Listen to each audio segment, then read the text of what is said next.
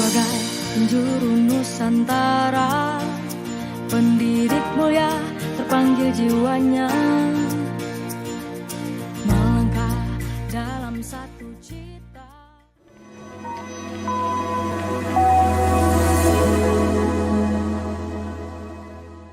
Selamat dan bahagia anak bangsa.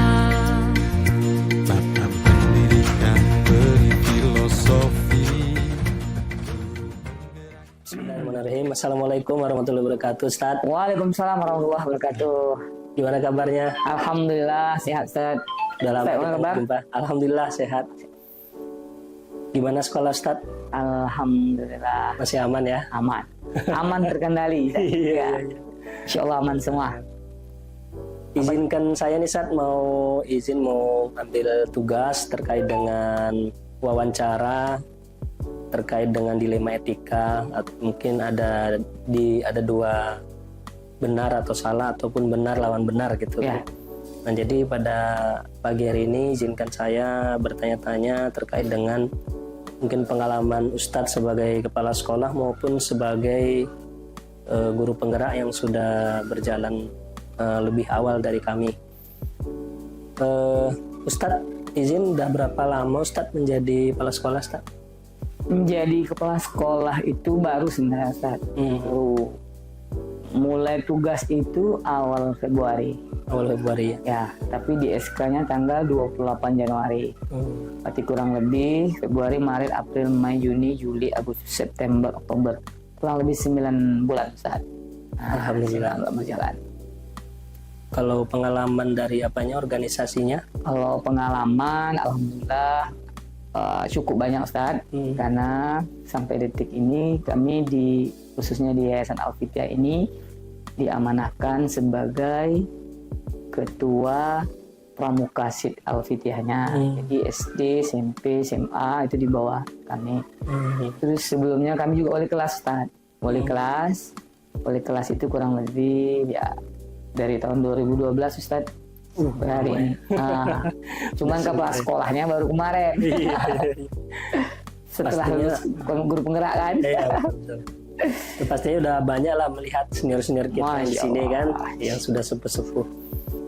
Pastinya dari sekian banyak perjalanan Ustadz, baik itu di organisasi sebagai guru kelas maupun yang baru menjadi kepala sekolah belum nyampe 1 tahun, pastinya Ustadz mendapatkan sebuah permasalahan yang dilematis, yang butuh mungkin mengumpulkan rekan-rekan berkolaborasi bagaimana mengambil sebuah keputusan. Benar. Kira-kira dari sekian pengalaman yang Ustadz alami, kasus apa yang perlu Ustadz putuskan secara kolaborasi mungkin? Baik, Ustaz. Walaupun 9 bulan berjalannya di kepala sekolahnya, Ustaz. Iya. Kalau kasus tuh banyak, Ustaz ya. Banyak. Sama sebenarnya kasus tuh banyak ya. Iya, betul. Cuman karena udah alhamdulillah kami sudah jadi guru penggerak di angkatan 4. Iya. Ada ilmu-ilmu GP itu yang kita praktekkan di lapangan. Iya. Itu memang banyak kita terapkan nih, Ustaz. Jadi ketika kita terapkan itu tuh saya pribadi itu banyak memberikan efek, Ustaz. Memberikan efek terhadap keputusan yang kami ambil, dan juga terkait dengan orang yang istilahnya jatuhnya yang terlibat dalam kasus itu, misalnya. Jadi dalam mengambil keputusan, kebetulan kami di sini yang wakil ke kurikulum. Wakil kurikulum itu satu angkatan sama saya, guru penggeraknya. Nah, sementara yang wakil kesiswaan, beliau angkatan 7 kemarin selesai. Udah banyak. Jadi memang yang pejabat sekarang yang ada guru penggerak. Nah, jadi karena sudah sinkron ya. Nah, itu kalau di antaranya kasus yang dari yang banyak tadi itu, kasus mungkin tentang keterlambatan guru, Ustaz. Guru senior terutama kan. Nah, itu. Yang umum-umum lah ya. Yang umum lah, Ustaz, yang mungkin saya di kesempatan ini bisa kami contohkan dalam pengambilan keputusan untuk guru-guru senior yang sering terlambat. Dilemanya di mana tuh, Ustaz? Nah, dilema etika itu kan sejatinya dua kasus yang sama-sama mengandung kebenaran, kemudian juga mengandung kebajikan. Nah, dilemanya itu pertama, karena dia sudah senior, ya, senioritas. Sementara kita masih muda nih. Betul. Sementara di satu sisi profesionalitas juga harus dijunjung, harus dijalani. Kalau kita biarkan keterlambatannya, tidak kita tegur, tidak kita ini, nanti itu akan memberi efek panjang untuk guru yang lain. Nah, yang lain nanti akan terikut pula. Masa Ustadz ini cuma yang senior aja, yang junior aja, yang senior nggak dipanggil-panggilnya. Itu kan dilema jadi. Baik, Ustadz, tadi berarti kasus dilemanya adalah ada guru senior yang terlambat gitu ya. Di sisi lain dia memiliki kewajiban juga di rumahnya. Jadi ada beberapa pertanyaan yang mau saya ajukan nih, Ustadz. Bagaimana Ustadz mengidentifikasi kasus yang merupakan dilema etika ataupun mengidentifikasi, Ustadz ya? Iya.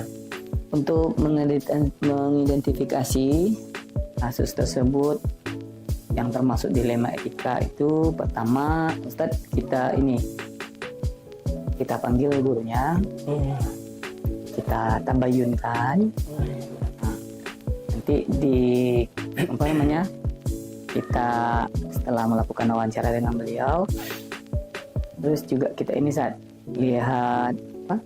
kita diskusikan dengan tim juga, Ustaz. Jadi nggak sendiri memutuskan. Pertama orang yang bersangkutan yang terlibat dari situ. Yang kedua, keputusan itu nanti juga dilibatkan kepada tim sekolah, Ustaz. Sekolah. Saya kira seperti itu, Ustaz. Terus bagaimana Ustadz menjalankan pengambilan keputusan itu, terutama kasus-kasus yang Ustadz sebutkan tadi yang memiliki dua kepentingan yang sama-sama benar? Ya.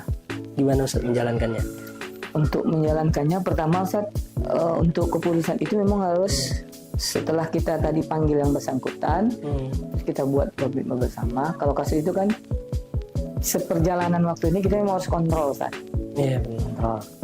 Karena satu sisi ya namanya ustazah kan. Ya kalau bapak-bapak ini bebas lah kan. Kalau ustazah kan dia ada yang harus dia tunaikan, kewajiban yang harus dia laksanakan terhadap keluarganya. Cuman kita sampaikan, meskipun demikian, karena ustazah di sini khususnya sudah memilih instansi ini sebagai tempat bekerja, juga harus profesionalitas. Nah, jadi tidak boleh juga dia menyampingkan tugas dia di sini. Di samping kewajiban dia sebagai istri, itu wajib juga ia lakukan. Nah, itu Ustaz. Jadi setelah adanya kasus tersebut dan sudah berkumpul tadi dengan tim-tim, bagaimana langkah-langkah Ustaz? Untuk menyelesaikannya itu Ustaz ya? Iya. Itu Ustaz yang kita pelajari guru penggerak kemarin itu yang 9 langkah dari dilema etika itu sendiri, Ustaz. Iya. Pertama, kita lihat dulu dari nilai-nilai yang saling bertentangannya dari kedua kasus itu. Kemudian yang kedua, dari kasus itu siapa aja yang terlibat. Di sini kan otomatis ustazahnya. Kemudian anaknya, suaminya. Ya, itu pasti ya, karena faktor terbesar kan suaminya nih. Iya, betul. Kalau anak kan bisa menyesuaikan nanti kan. Nah, sekarang faktor suaminya itu memang kita dudukkan dulu. Setelah kita dudukkan, baru saat nanti kita kumpulkan fakta-fakta relevannya. Seperti fingerprint, karena kan dia terlambat nih. Nah, fingerprintnya disiapkan. Terus laporan pencatatan di depan, kan ada guru yang terlambat kita catat itu, Ustaz. Guru piket ya? Guru piket tuh ada alasannya terlambat kenapa. Kemudian kita juga interviewkan janitor, satpam di depan. Karena terkadang ketika guru udah selesai baris, saya baru lawat kan nggak ada yang ini.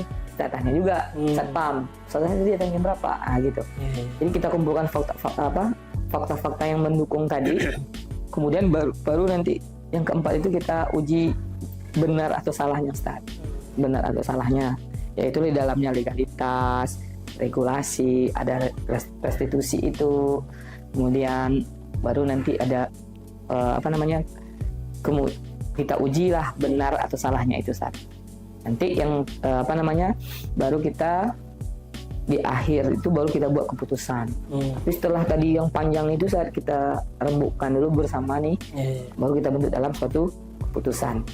Setelah ada bentuk keputusan, nggak cukup di situ saat, harus ada refleksi. Nah itu yang saya bilang tadi, kita harus pantau. Nah, boleh jadi nanti dia seminggu 2 minggu berjalan dia. Iya betul. Tapi nggak kita pantau, besok ngulang lagi. Jadi makanya perlu refleksi. Refleksi ini dari yang bersangkutan dan juga dari pantauan dari sekolah. Kira-kira seperti itu. Bagus sekali Zat. Kalau udah dari guru penggerak nih biasa jawabannya. Masya Allah. Kira itu sama-sama nih Zat. Tapi itu Zat, pola pikir kita selama guru penggerak nih ya banyak berubah. Zat. Iya betul. Dulu kan lebih begini langsung otoriter ya. Nggak boleh sih kita. Tapi setelah sama yang di kelas kami itu juga, kelas itu kan guru penggerak kan udah di kelas. Anak tuh kalau udah salah, ya sebelum. Karena nggak gitu, harus banyaknya lah perubahan lah yang lebih berpikir dulu ya. Berpikir dulu. Gitu kira-kira. Jadi dari langkah-langkah tadi, kira-kira yang mana yang dianggap paling efektif, Ustaz, ketika mengambil sebuah keputusan yang sudah Ustadz putuskan tadi? Yang paling efektif saat pengambilan keputusan itu adalah bagaimana kita bisa merestitusi gurunya. Oh, restitusi ya. Direstitusi kalau menurut kami ya, Ustadz ya. Iya. Karena keputusan itu tidak keluar dari kita, tapi solusi permasalahan dari yang beliau lakukan itu dari dia sendiri.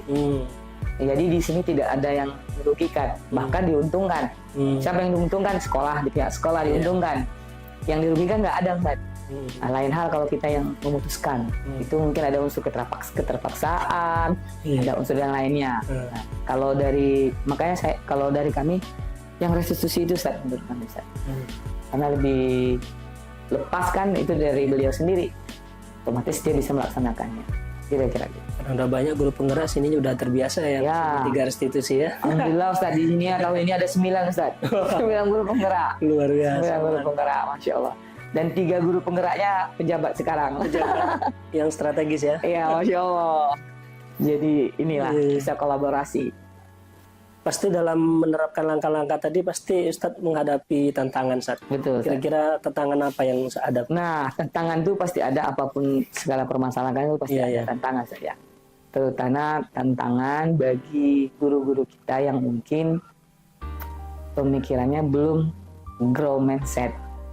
Mereka masih fixed mindset. Fixed mindset itu berarti udahlah beginilah, gini aja lah, ini dapatkan begini aja. Udah fix ya. Nah, jadi yang fixnya agak itu mungkin menjadi tantangan. Kalau yang grow enak saat masuk baik bisa. Yang ini yang mungkin jadi tantangan. Tapi itu tidak banyak. Tidak banyak.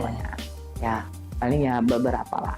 Guru-guru senior berapa orang? Guru senior banyak. Perbandingannya lah. Perbandingannya di sini guru senior itu bisa 60-40 Ustaz. 40 ya. Banyak Ustaz seniornya. Jadi itu. Cuman alhamdulillah seperjalanan waktu dengan kita selalu memberikan pelatihan dari yayasan juga kita minta supportnya dalam bentuk pelatihan. Ya yang lama-lama yang fixed mindset ini mulai berbaur. Gitu Ustaz. Jadi kami punya sistem sampaikan aja terus.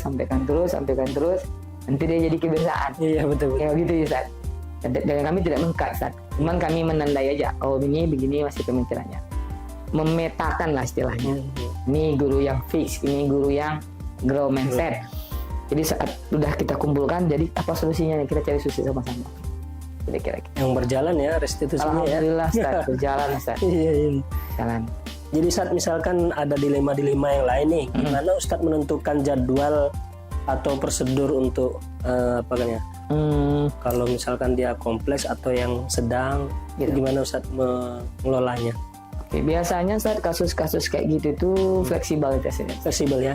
Tergantung kasus. Karena nggak semungkin setiap hari kasus kan. Iya betul. Nah, kalau dia memang urgent, saat itu juga kita selesaikan. Tapi kalau tidak terlalu urgent, masih bisa kita inikan dulu. Kan di kelas juga kita ini kan. Kalau untuk yang wilayah guru itu memang manajemen kepala sekolah. kepala sekolah. Dan kita juga punya buku panduan, Ustaz. Artinya buku pencatatan.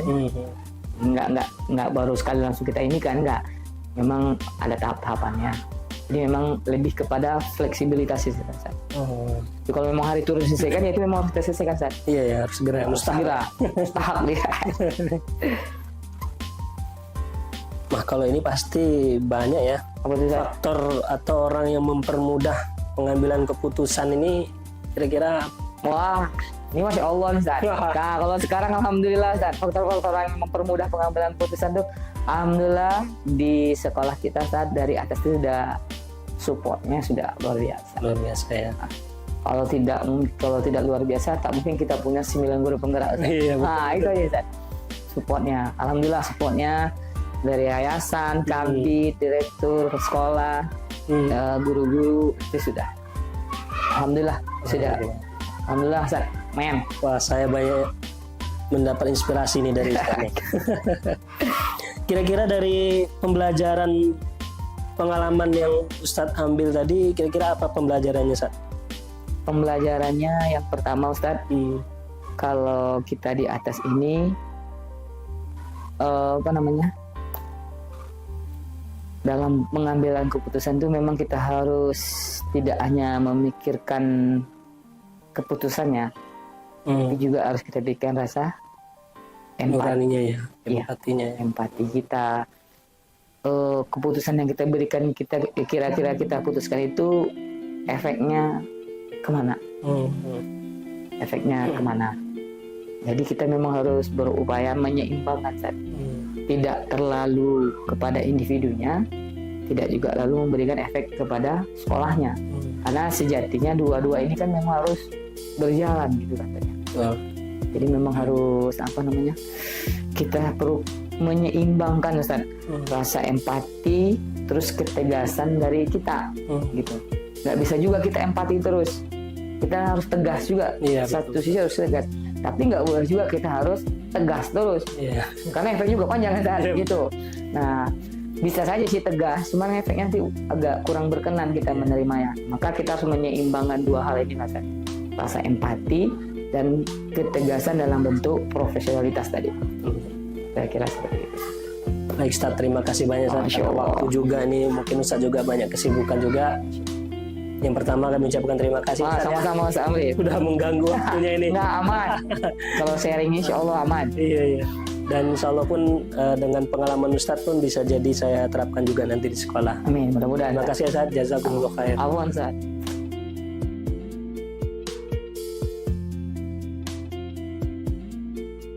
Assalamualaikum, Ustadz. Assalamualaikum warahmatullahi wabarakatuh.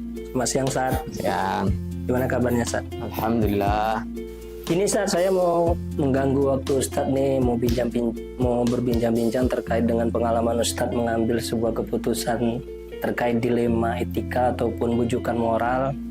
Mungkin di sisi lain ada benar, ada salahnya. Kira-kira bersedia, Ustadz? Insyaallah, insyaallah. Alhamdulillah. Kira-kira Ustadz udah berapa lama Ustadz, izin bertanya, udah berapa lama Ustadz menjadi kepala sekolah, Ustadz? Kalau untuk di yayasan ini saya sudah dari 2015. Berarti hampir 9 tahun menjadi kepala sekolah.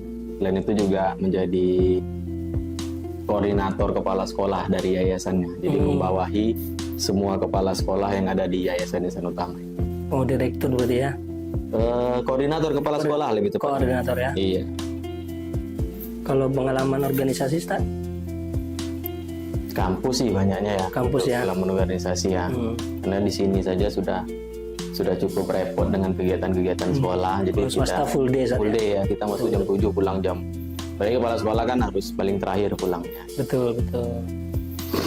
Berarti kan Ustadz dari beberapa tahun belakangan itu kan berarti Ustadz pastinya ada kasus-kasus yang membuat Ustadz dilema untuk mengambil sebuah keputusan. Ya, Kira-kira yang paling berpengalaman atau paling berkesan tentang terkait dengan apa ya, Ustadz ya? Ada banyak sih, artinya untuk dilema etika ini kan kalau yang saya tahu tuh ada dua hal yang sama-sama baik atau sama-sama yang minimal mengklaim baik. Iya. Artinya saya selaku pimpinan juga harus mendengar dari kedua belah pihak. Yang biasanya yang paling sering terjadi itu biasanya konflik antara wali kelas dengan orang tua ya, terkait dengan laporan-laporan siswa atau anak yang terkadang memang tidak sesuai dengan kejadian yang di lapangan. Itu sih yang paling sering saya alami atau saya rasakan selama menjadi kepala sekolah. Jadi Ustadz, bagaimana cara Ustadz mengidentifikasi kasus dilema terkait dengan konflik antara guru kelas dengan orang tua itu, Ustadz? Yang pertama kan jelas saya harus mengklarifikasi dulu. Ya, kita tidak bisa langsung menjudge si anu salah. Jadi kalau saya pribadi cara identifikasinya itu yang pertama dengan memanggil orang-orang yang berhubungan di dalam itu. Umpamanya yang bermasalah ini adalah antar sesama anak. Jadi orang tua melapor kalau anaknya diganggu oleh orang tua ini. Nah, sementara nanti orang tua menyalahkan wali kelas yang tidak bisa mengontrol. Jadi yang pertama mungkin saya panggil anaknya dulu. Ya, anaknya dulu dengan beberapa orang saksi yang bisa menguatkan lah kejadian itu seperti apa. Lalu saya panggil wali kelasnya, meminta klarifikasi juga ketika kejadian ada di mana.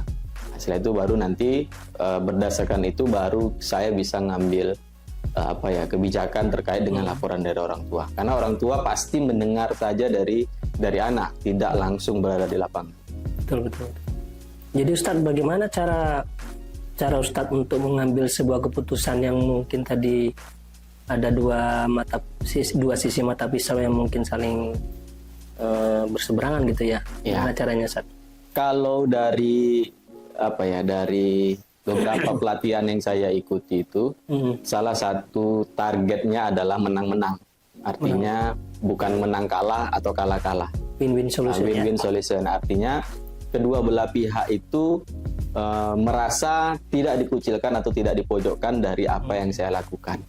Artinya biasanya kalau saya itu setelah saya melakukan investigasi lah bahasanya, saya akan panggil orang tua atau wali kelas yang berkonflik, lalu saya akan dudukkan bersama, baru disitulah dibuka ceritanya, diarahkan ceritanya seperti apa, sehingga nanti ketemu titik temunya. Oh, ternyata mungkin hanya miskomunikasi, atau oh ternyata memang ada miss dari wali kelasnya. Apa yang harus dilakukan oleh wali kelasnya, mungkin minta maaf atau seperti apa. Tapi yang jelas saya harus berada di posisi yang memberikan solusi kepada kedua belah pihak, tidak hanya membela wali kelas juga, tidak juga membela orang tua. Artinya kedua-dua belah pihak harus sama-sama enak. Diuntungkan ya. Diuntungkan dengan keputusan saya.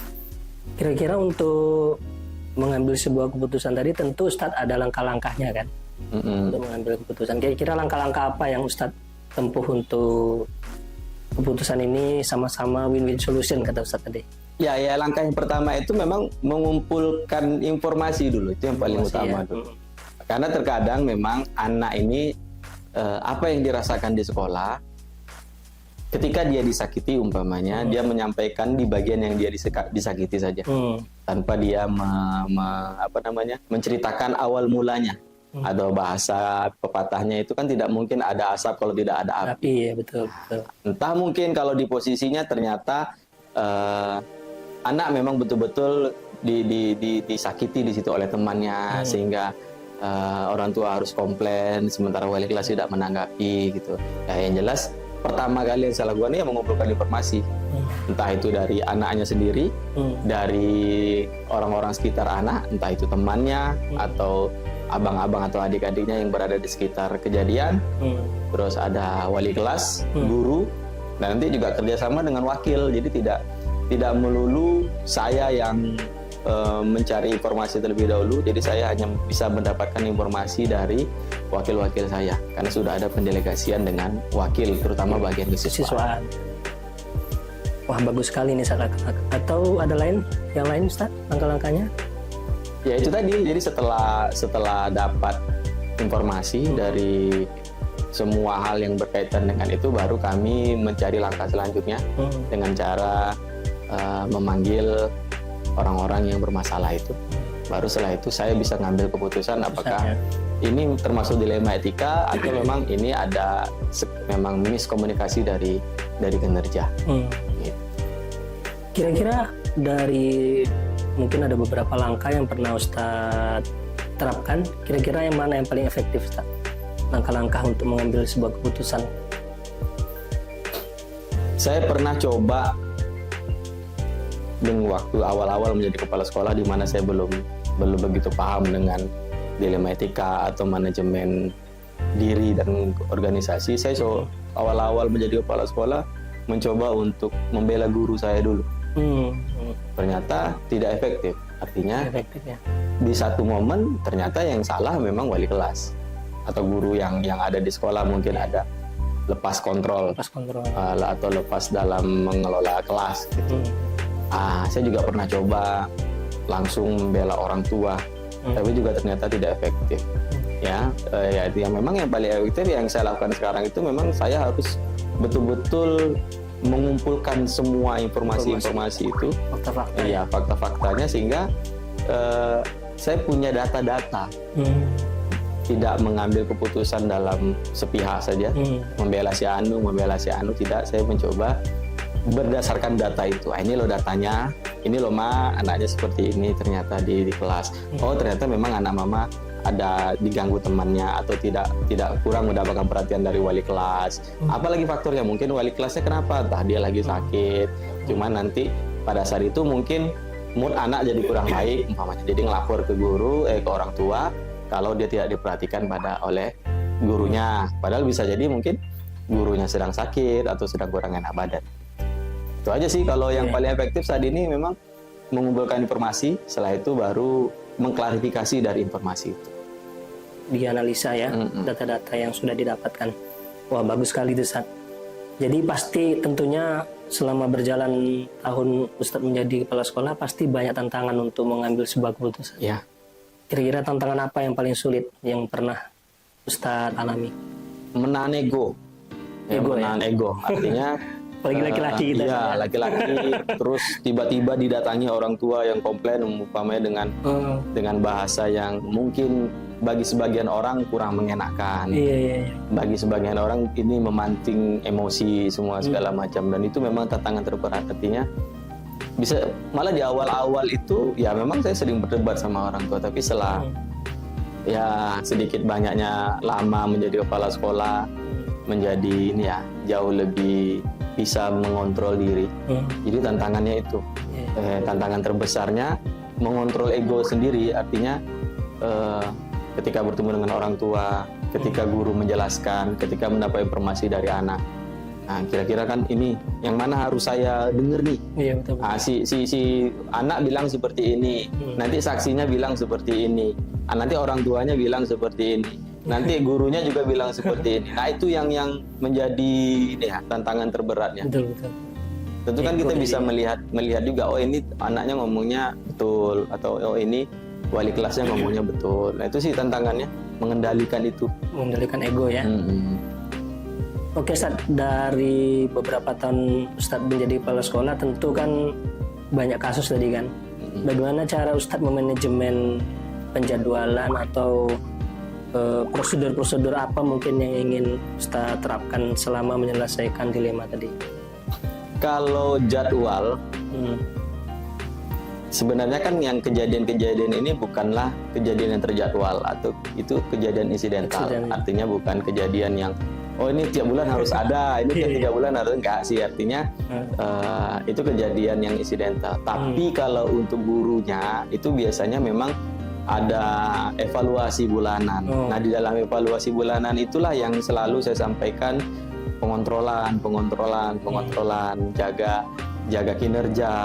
Artinya seperti itu salah satu cara saya bagaimana edukasi guru-guru dalam hal mengurangi lah konflik-konflik antara orang tua dengan guru. Wah, bagus sekali nih, Sat. Jadi gebrakan baru nih bagi saya nih, Sat, untuk saya terapkan di sekolah. Boleh kan, Sat? Boleh. Iya. Dari penyelesaian kasus yang sudah Ustadz pernah alami, kira-kira faktor atau seseorang yang sangat mendukung sekali dengan langkah-langkah untuk mengambil keputusan tadi ada nggak kira-kira Ustaz? Kalau salah satu yang membuat saya bisa bertahan lama di sekolah ini adalah dukungan penuh dari yayasan ya, yang memang Yayasan, ya. memberikan keleluasaan kepada saya dalam mengambil keputusan. Tapi di balik itu juga harus ada masukan dan evaluasi.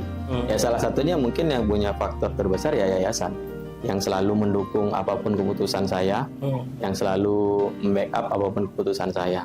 Selain itu saya juga punya anggota leader-leader. Kalau di sekolah ini wakil-wakil itu saya sebut tim leader, ya, yang selalu memberi masukan ke saya. Artinya ketika ternyata masukan atau keputusan yang saya ambil itu ada kelirunya, mereka selalu bersedia atau selalu memberikan masukan. Start ini salah, ini harusnya kayaknya seperti ini. Jadi tidak langsung menjudge, Ustaz salah, yang Ustaz lakukan tidak betul gitu. Artinya dia memberikan rasionalisasi sehingga ketika saya ternyata miss dalam mengambil keputusan, diberikan rasionalisasi, mau nggak mau saya pasti berpikir.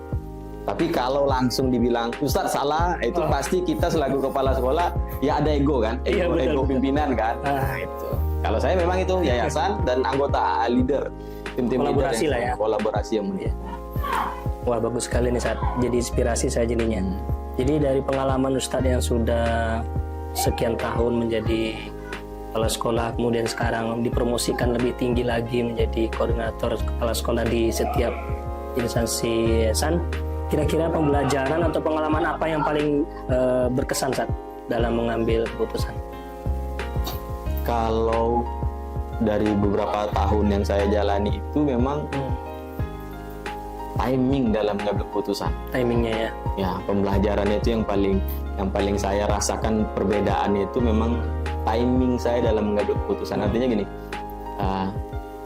saya tidak selalu terburu-buru dalam mengambil keputusan. Betul. Tapi ketika mengambil keputusannya harus terburu-buru, saya sudah siapkan analisa-analisa cepat. Oh, gitu. Nah, jadi bahkan ada guru saya yang sempat ngomong, kelebihan dari yang saya ini adalah bisa mengambil keputusan di saat-saat genting. Oh, luar biasa. Dan itu bisa jadi keputusan itu keputusan krusial. Dari itu kan proses, Ustaz. Jadi tidak langsung saya bisa seperti itu. Artinya proses dari kejadian-kejadian yang saya alami selama saya menjadi kepala sekolah. Itu sih timing. Kalau pembelajaran yang paling saya rasakan selama saya menjadi kepala sekolah di awal sampai saat ini itu ternyata timing saya ketika mengambil sebuah keputusan tidak terlalu gegabah seperti awal-awal menjadi kepala sekolah. Wah bagus sekali Sat. Terima kasih banyak nih Sat, sudah menginspirasi kami semua, terutama nih calon-calon guru penggerak. Insya Allah nanti akan kita imbaskan kepada guru-guru kita, dan mungkin boleh izin di share di YouTube Sat? Boleh. Alhamdulillah. Nama yayasannya Insan Utama. Ya. Terima kasih Sat atas waktunya. Jazakallahu khairan. Semoga Ustadz dan keluarga diberi kesehatan. Amin. Assalamualaikum warahmatullahi wabarakatuh. Waalaikumsalam. Dalam satu cita, selamat dan bahagia anak bangsa. Bapak pendidikan beri filosofi, guru penggerak siap berinovasi, bersatu dan berkolaborasi. Bahagialah wahai ibu pertiwi. Bergerak jiwanya, selalu bergerak dengan aksi nyata, menggerakkan semua,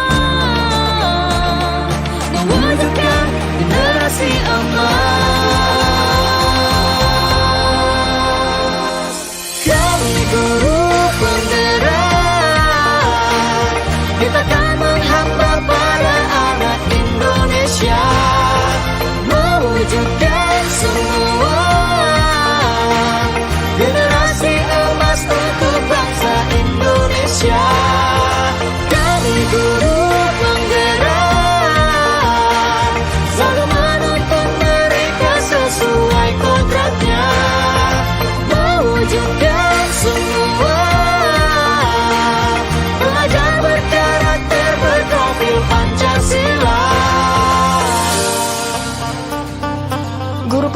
adalah pemimpin pembelajaran yang mendorong tumbuh kembang murid secara holistik, aktif, dan proaktif dalam mengembangkan pendidik lainnya untuk mengimplementasikan pembelajaran yang berpusat